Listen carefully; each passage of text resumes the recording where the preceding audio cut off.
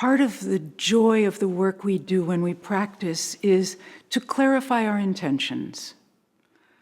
We need to think about colors, character, the contrasts, the rhetoric, the gestures, the texture, melodic and harmonic tensions. Identify them, know which tools we want to use to make the right sounds. After all, that physical score that we're looking at it's only a code. The real thing is when you translate that text into sound, into meaning. You can practice subjective feeling, being emotionally engaged, and objective hearing at the same time. It's very important to know what you want to feel, what you want to project as a character, and what the sound at the back of the hall is actually doing. These things combine as you use the objective tools that you have learned for subjective expression.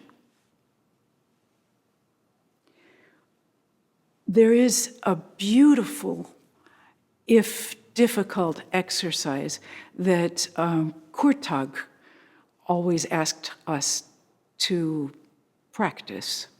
And it's called, in German, Durcherleben. The best English translation for that is live it through. And he had us practicing moving into neutral between two characters, feeling the new character through our entire body, and then playing it, no matter how long that takes. So if I were to say, I'm in agitation, and I have to suddenly go to complete relaxation, I have to get physically into that mode.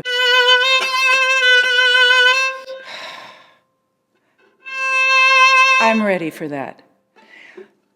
We can learn to do it extremely quickly, almost imperceptibly quickly, but only by practicing, yes, I'm ready. So this is recognition of the new character in your entire body.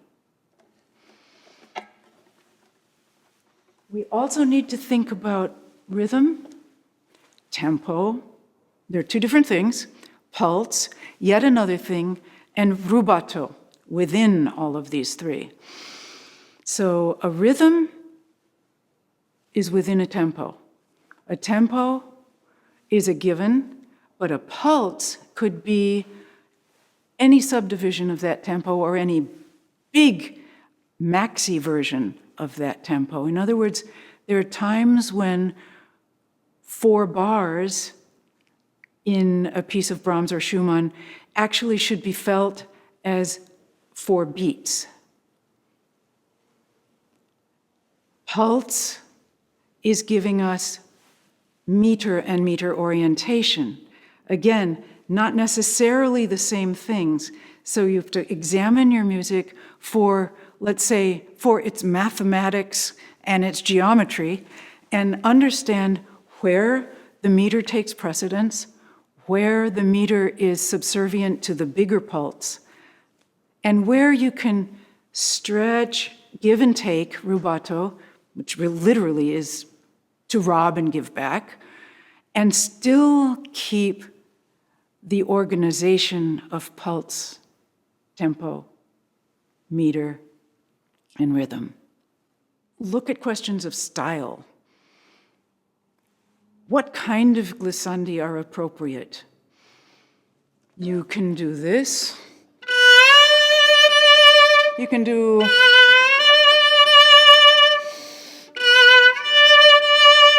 depending on where you are stylistically and what you're trying to project as a character. Dynamic range, vibrato.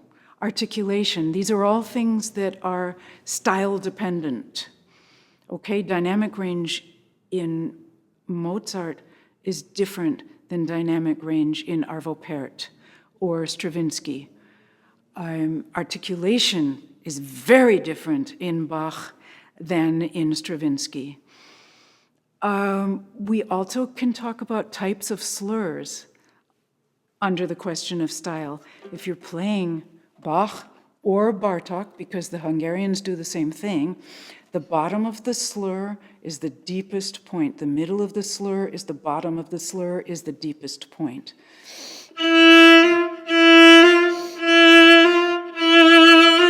That could be Bach.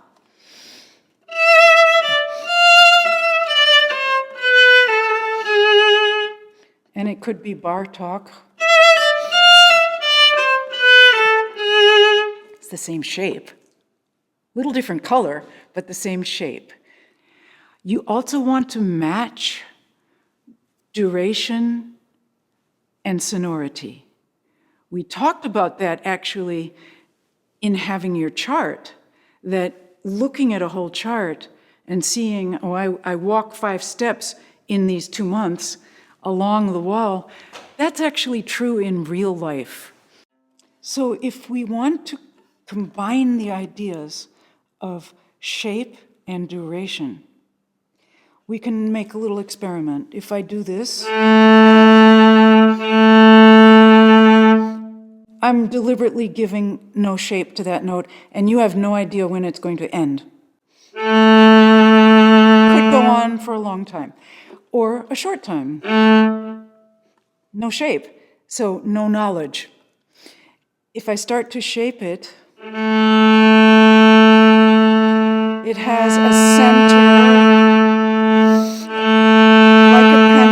like a pendulum. It has a deep point, it has a release point. Or it's making an intensification, and we can feel where it's going, and we know where it's going to end.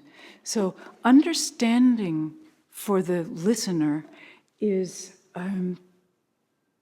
very, very tightly tied together with feeling and hearing shape in the duration of any sounds you make.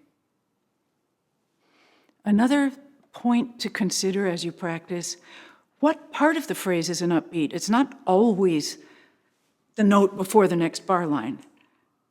It could be that you have a 3-bar unit that takes you to a 4th bar downbeat. 3 bars of upbeat, final downbeat bar. So that's always a good question to examine as well. Is the music moving like a forward arrow, sinking into home? Is it compressing? Is it expanding? All of these things can be looked at, and then you use the proper tools that you've learned, and you have an infinite variety of them now. So all of these wonderful questions that you get to ask yourself enrich your practice and your practice time very, very much.